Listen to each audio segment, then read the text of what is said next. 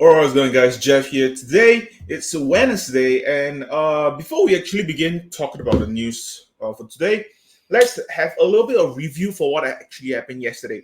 Okay, we had one of the craziest trading day ever yesterday, because the day before yesterday we had a huge drop in the whole Dow Jones. We had an 800 drop in Dow Jones when we actually going into the market, because there were a lot of news about US going to be banning crude and such.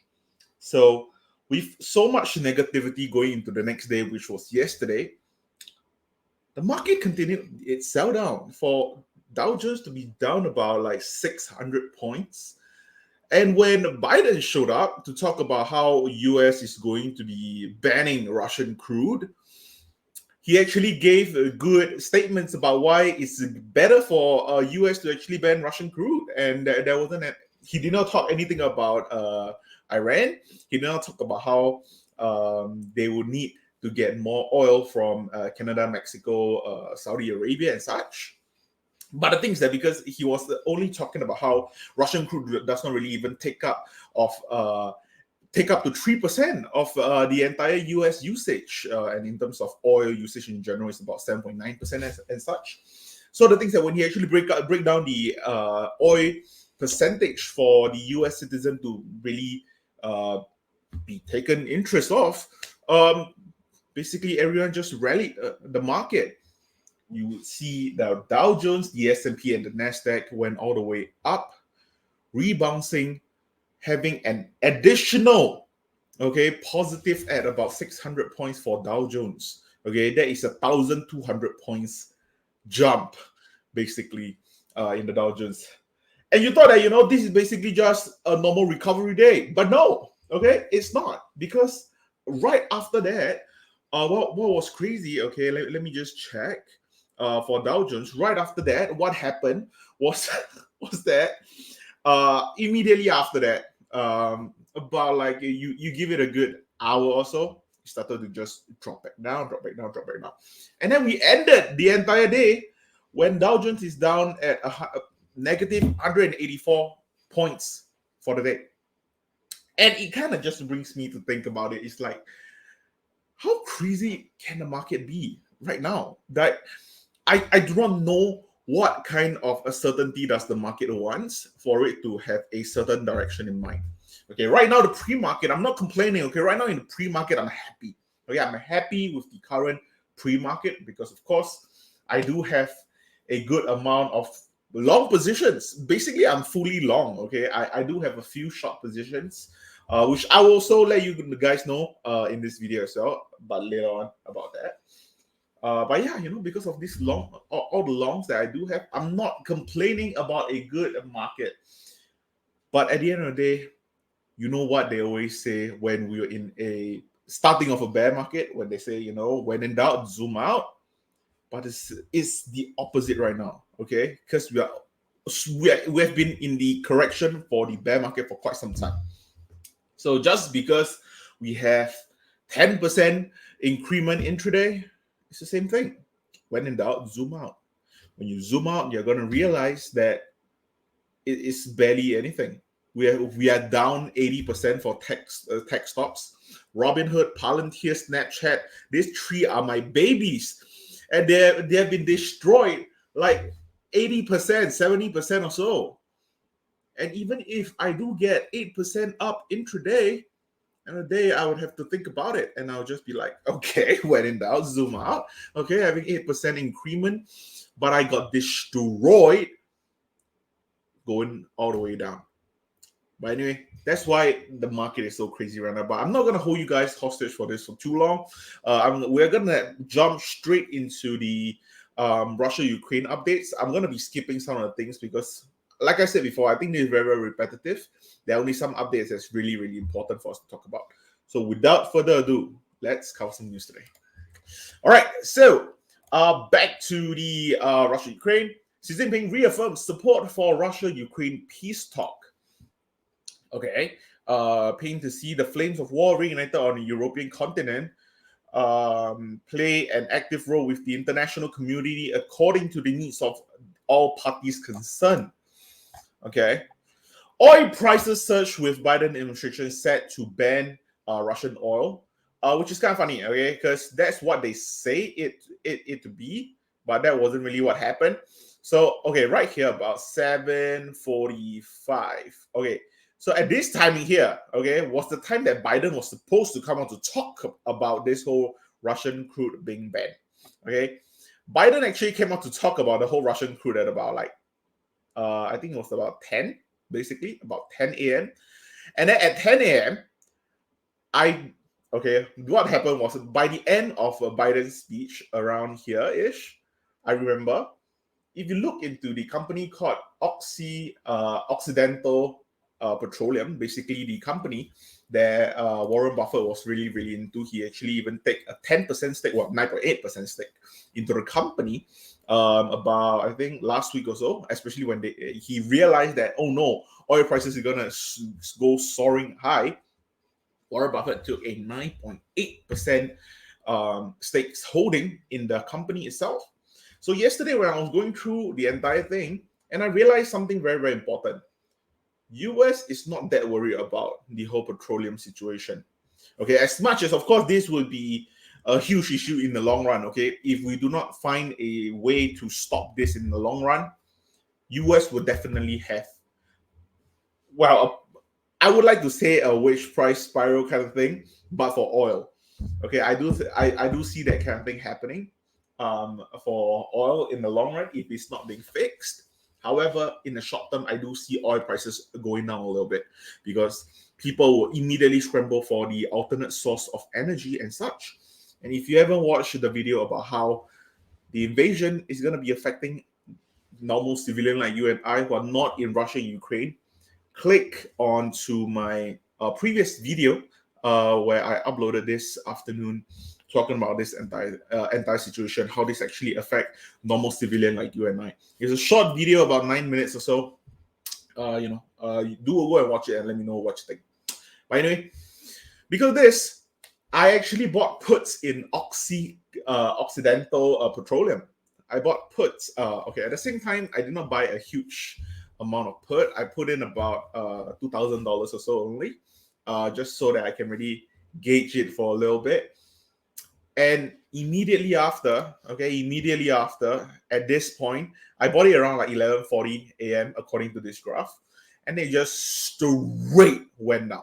It straight went down. Okay, it was crazy. The things that people immediately decided, oh, hold on, we don't have to be worried about oil. We don't have to be worried about oil. And when this happened, this drop happened, was when the entire market just rallied up. Okay, the entire market just be like, oh, hold on. Biden just said that, we don't have to worry about this oil situation. Bye. And it was crazy. Okay, I was watching that buying pressure just going all the way up. And that's what kind of happened here. Okay, it just kept all the way down, and then afterwards, people just realized that, oh, okay, you know what? I think that people have enough buying. Let's sell, and then oil prices basically just started going back up again, and then just kind of like recalibrating again. And for you to actually have a proper price figure in mind, at least for Occidental, when I bought it yesterday, Occidental was at about $58 or so, and then Occidental went down all the way to $51. Okay, right now Occidental is back to $51.49 in the pre-market as I'm recording right now, down 5% already as it is. Oil prices is probably going down, which is why it's being affected almost directly. Okay, so I'm very, very happy with this, of course, because if I actually look at my puts position, I'm already about 80% in the money already, because my put is actually covered for quite a far bit. Okay, but it actually strikes at $50. So I'm very, very happy with that. Okay, just wanted to talk a little bit more about that. Okay, anyway, let's not talk too much about that now. Okay, Ukraine jet fighter proposal faces question from White House lawmaker. Okay, expressing skepticism about a proposed arrangement in which Poland and other Eastern European allies would provide other Russian-made jets to Ukraine and be backfought by US-made F-16 fighters. Who is going to fly them? Where are you going to base them from? Can you protect them from Russians' effort to target the supply lines? This is a real potential that a NATO country hit as collateral damage. Suddenly, you got a big problem on your hands. Poland Prime Minister dismissed reports of potential arrangement. Okay, we are not certainly preventing or blocking or discouraging Poland. They make their own decision, but it is not as easy as just moving planes around. The question is, how quickly can you do it? Lockheed Martin produced more than 4,500 of the F-16 jets, which are flown by 26 countries. There are 2,000 still with the US Air Force. Mitch McConnell chided the Biden administration for moving too slowly to help Ukraine get planes in remarks on the Senate floor Tuesday. It's been obvious for some time that Ukraine would benefit from receiving Soviet-era aircraft and air defense system from our eastern flank NATO partners who still maintain inventories of such weapons. This needs to get done and get done yesterday, Mr. President.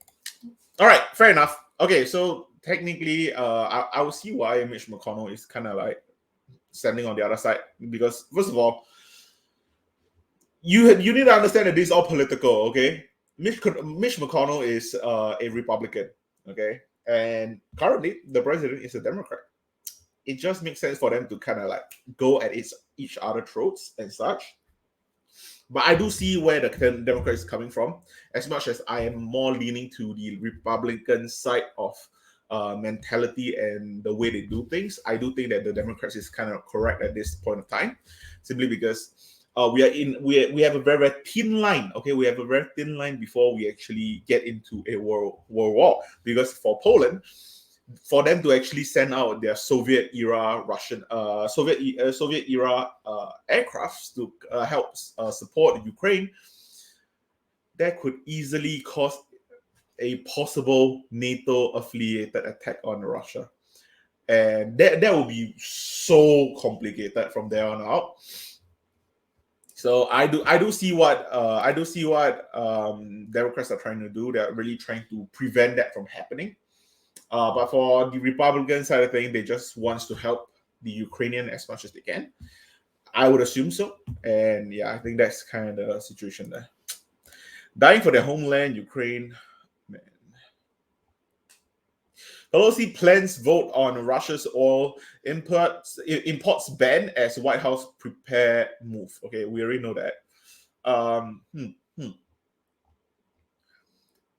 Aramco boss highlights thin cushion of spare capacity amid Ukraine crisis. Okay, so yesterday I actually read about this. Okay, for people who don't know, for Aramco, basically they are the third biggest company in the world.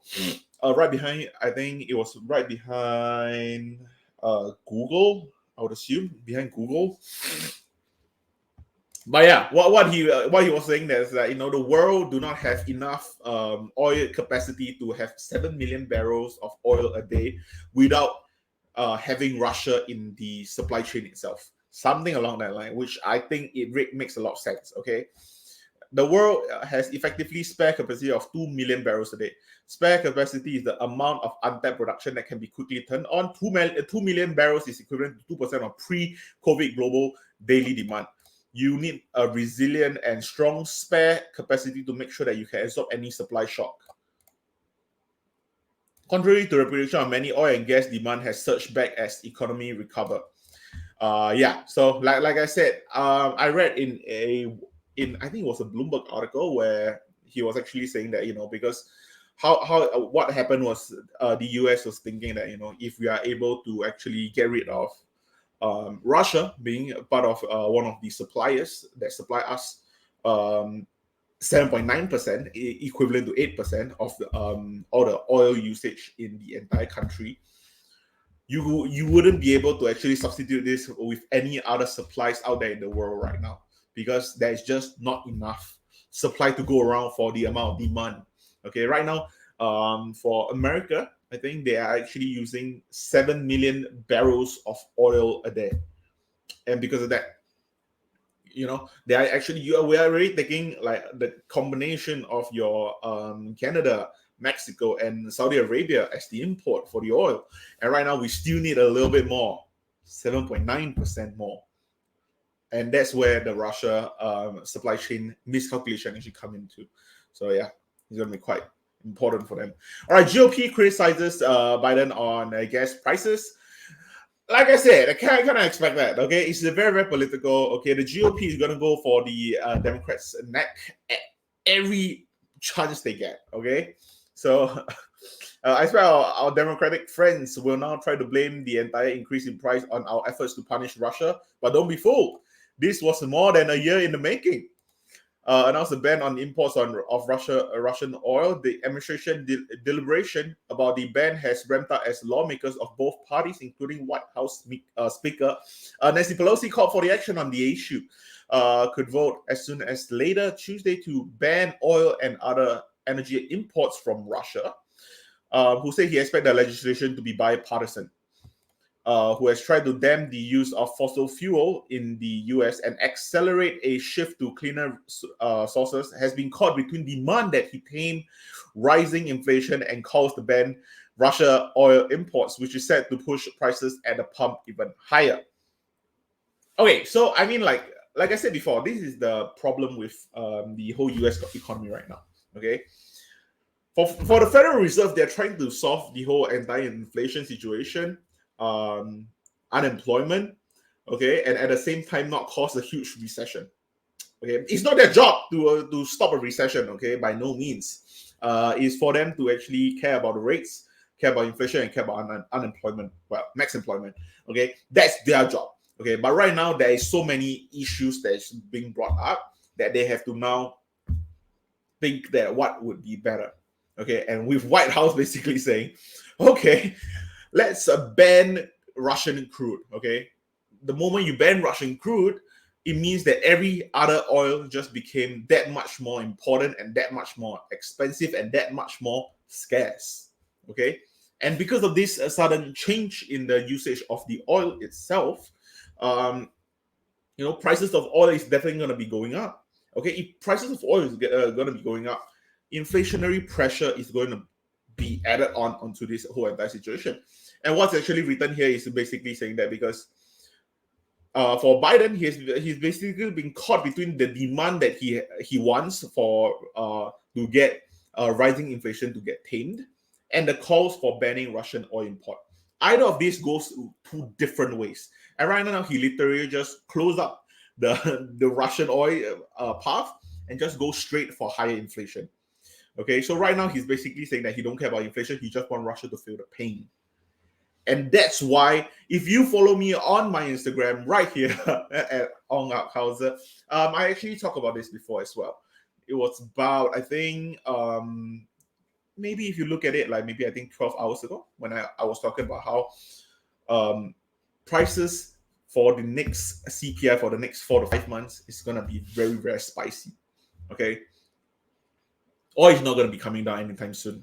It's basically oil prices is going to be like the used cars and trucks prices that we actually saw in the mid 2021s. Okay, that's going to be the next equivalent for oil prices, and that's going to be very hard for us to actually consume in the following months or so. But yeah, all right. Biden to ban oil. Okay, never mind. Ferrari suspends export to Russia. Ooh, same thing. Ukraine war sends gold towards the records. Okay, like I said before, all the commodities like this are gonna definitely be going up. For gold, simply because of an invasion-like scenario, a war-like scenario, hence gold prices is gonna go up.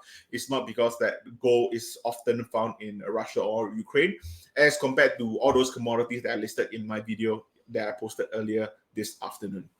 All right. Germany opens investigation into suspected Russian war crimes in Ukraine. Ruble will trade, but Russia's stock market to remain closed Wednesday. I think it'll be very interesting for us to look at what ruble is going to be trading. In fact, you know what? Let's check ruble to USD. Oh, it just went down even more. Oh my God, is that 25%? You have got to be kidding me. You have okay. Then that's all right. That's all right. It's not the worst. It's not the worst. But it's horrible. It's quite bad. Okay, but it's not the worst. Okay, that's fine. That's fine. Okay, let's see. Biden says U.S. will share cost of aiding Ukrainian refugees. English Premier League suspends broadcast. Okay, commodity surge pushes gauge of inflation bets to new milestone. Surging commodities price have pushed back market-based inflation expectation to their highest level in records, going back nearly 2 decades. Settled at 2.788 percentage points on Monday, surpassing the previous closing high of 2.773. This is the 10-year break even. Yeah, okay, that's the 2-year 10-year break even. Okay. I'm pretty sure that the 5-year break even is also reaching its peak.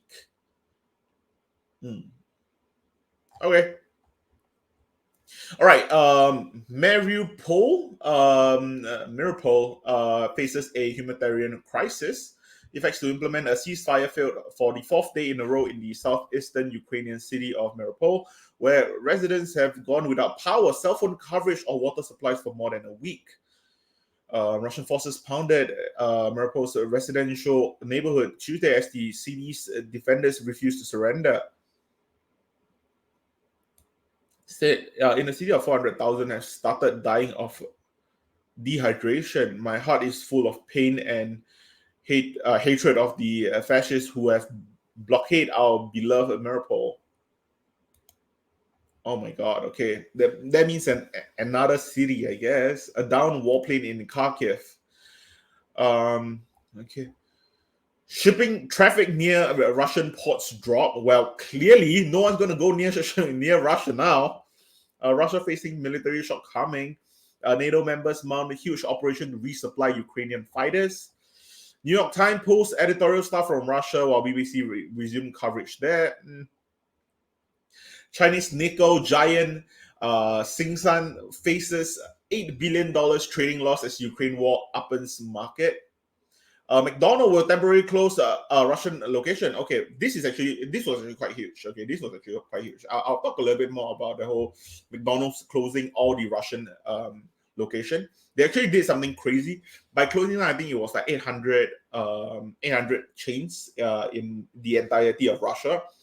They are basically telling them that I think that they're still going to be paying all the employees. Okay, McDonald's is like, we are going to pay all the employees because you guys have been working hard. This is not your fault. But right now we are going to be closing our operations for now. It's better for you guys to stay safe. That is that kind of tonality coming from McDonald's, which is great. But the thing is that what McDonald's basically did right here spurred so much of a chain reaction, such as your Coca-Cola, your Pepsi, all the other brands that's actually being affiliated to McDonald's basically just be like, okay, the big player is out. Why are we even here? Call it out and just say that we are not going to be in Russia. And that's why McDonald's is such a big player in this. And the moment when McDonald's said that they don't want to be in Russia, no one want to be in Russia. That's how crazy it is. So PepsiCo explores option for Russian business as Ukraine crisis deepens. But they're trying to look for options, but the things that nothing for you to really do that. Poland to make MiG-29 combat jets available to US. Russian set to ban commodities export following Western sanctions. So yeah, this one is what I'm actually really worried of, because the thing is that as much as Biden wants to say that we are not going to be taking Russian crude, there are also a lot of other commodities that they are probably getting from countries, especially in Russia, Belarus, and such. Okay, and because of that, it might not only be Biden or the US having the say of like, we do not want your items. It could be Russia saying that we don't want to give it to you, or we don't want to give it to anyone at all. And let's not forget, wheat, nickel, aluminum, palladium, and oil. All this is one of the highest for Russia to actually give up into the global supply at the moment. So you cannot really think that US is holding all the cards right now, because if anything, I would think that Putin is holding a lot of cards on his own. So yeah, let's kind of look deeper into this for us to really understand what's going on here. Is he gonna say about any of the other things? Yeah, your aluminum, nickel, and palladium, like I said before. Yeah, okay. So wheat, aluminum, nickel, and palladium, literally what I said, okay? Nickel hit an all-time high, decrease, okay, the ban until 31st. Ensuring the security of the Russian Federation and the uninterrupted functioning of industry, the ban will be in fact until 31st December. Yeah, so like I said before, it's horrible. For if Russia intends to stop all this, you can kind of see a squeeze on wheat prices as well. So I think that would be quite dangerous for us. 79% of American back ban on Russian oil, even if energy prices rise. I feel that this is I feel this is something that people are thinking without consequences again. Um, because there is a good chance that you might want to just take it to the man. Okay, you want Putin to really feel the heat. You want Putin to feel crippled economically. Okay, because let's be honest, we all know that Russia's main GDP is made up of the trades that they do with their oil and their crude. Okay, we understand that, and we want to hit it where it hurts. Okay, we do not want to just use normal sanctioning method. We want to hit it where it hurt. We're gonna ban the crude. Okay, but let's not forget, at the end of the day, United States is only using up 8%. Okay, and by them doing so, UK is being spurred to do the same as well. Okay, and if UK is spurred to do the same as well, someone else is gonna be spurred to do the same as well, and then eventually, no one wants Russian oil. Like I said, the scenario that I gave yesterday, end of the day, what might actually happen is Russia will just export all their oil over to China. China will be the main oil distributor. That can very, very easily happen. My own thoughts. Possible. I don't know. All right. So let's see. Negotiator tried to complete omnibus spending bill with Ukraine. Russia doesn't show up as World Court consider White House downplays chances of limited. Okay. Calls again for no-fly zone as he addresses UK Parliament. There's something that's very, very important in this news that I'm really looking out for, which is where we are looking at Ukraine basically asking for to stop Ukraine. Okay, Ukraine is gonna be stopping to even ask them to join NATO completely. I think that is the biggest point change in the entire market. So I'm trying to look for that news so we can talk more about. Yeah, Starbucks suspend all activity in Russia as well. Kind of because due to the whole McDonald's as well. Personally, speaking, Polish jet trade. Bumble to stop allowing dating app downloads in Russia and Belarus. Okay. And Bumble went up like crazily in the aftermarket as well. Oh yeah, in the pre-market, Bumble is up 24%, and I don't even know why. So I don't think this is the reason why. Okay, it's better than expected paying user trends in the fourth quarter. Okay, fair enough. I didn't really look at Bumble. I wasn't looking at earnings seasons recently. So let's see. Universal Music suspends business in Russia. Okay. Hundreds of ships are trapped by war. Unilever and Kraft Heinz stop export. Okay. Pushed. Is there any? Where is it about the NATO? Biden official want emphasis on clean energy in response to Russia's fossil fuel power. Okay, it's not in this one, so it should most likely be in this one. I'm assuming. Let's see. Oh, hold on. I think it refreshed. Okay, it's not here. I don't know why it's not here, but it's okay. So I'm just gonna finish the whole news coverage here. So basically, Ukraine is not going to go to the NATO asking for a spot in NATO anymore, hoping that this might be the point that they can actually go for the next negotiation with the Russian forces to tell them that hopefully this is going to allow a ceasefire on both sides. If Ukraine is not going to go step anywhere into the NATO region, and NATO is not going to step further east into the nearer to Russia, there's a chance that Russia might just be like, okay, you know what? I think this is all right. I can accept that as a peace treaty, and for those reasons, Russia might want to back off. But I think that Russia might be a little bit more greedy at that point because their forces are basically already in Ukraine, and it just makes sense for them to just overtake Ukraine. If you overturn Ukraine right now, you can actually form back a little bit of a mini Soviet Union. So I do think that Russia might actually take this chance to say, nah, actually, we're not even going to care if you're going to join NATO or not. Okay, you want to join NATO, that's on you. But right now, we are gonna invade all the way in, and we are gonna make sure that unless you guys choose to be part of Soviet Russia, I think that at this point of time, Putin have lost too much. He already overcommitted to this entire invasion. I don't see him pulling out halfway through. I just don't see that happening for now. So yeah. Okay. Anyway, I think that's enough for the news for today. I don't think there's something that's super duper interesting in the news either. Let's see, Bloomberg. Do we have anything interesting? Putin endgame starts to look like. Okay, hold on. Yeah, Putin endgame starts to look like reducing Ukraine to rubble. Memories. Yellen applauds White House historic crypto executive order. Oh yeah. Okay. Let's give a brief. Let's give a brief update on crypto before we just end this whole entire thing. Right now, Bitcoin is at 42,000, Ethereum at 2.7 thousand, Dogecoin at 12 cents if you even care about Dogecoin, Terra Luna at $98, and then Decentraland Mana at $2.51. All right, so right now crypto clearly is going up. Right now, Bitcoin is up about 9% or so. Right now, we are also thinking that there's a possibility for Bitcoin just continuously going up simply because it's a lot more used, be it for the donations and the usage of it to buy all the weapons, the ammunition and such for Ukrainian side of things. Right now, Ukraine, they are not able to use their own money right now. Okay, right now, crypto is the way to go, and that's the most beautiful thing about crypto. As much as we always wanted to talk about this pre-war, about how crypto is like the world's currency, a currency that will not be corrupted and such. Okay, but the thing is that people are not really looking at this war thinking that, oh, crypto saved my life and such.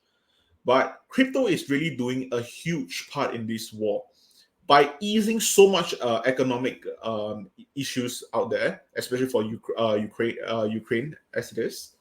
But of course, it is also giving their own sets of trouble with Russia trying to possibly use Bitcoin to kind of bypass the whole ruble situation going all the way down.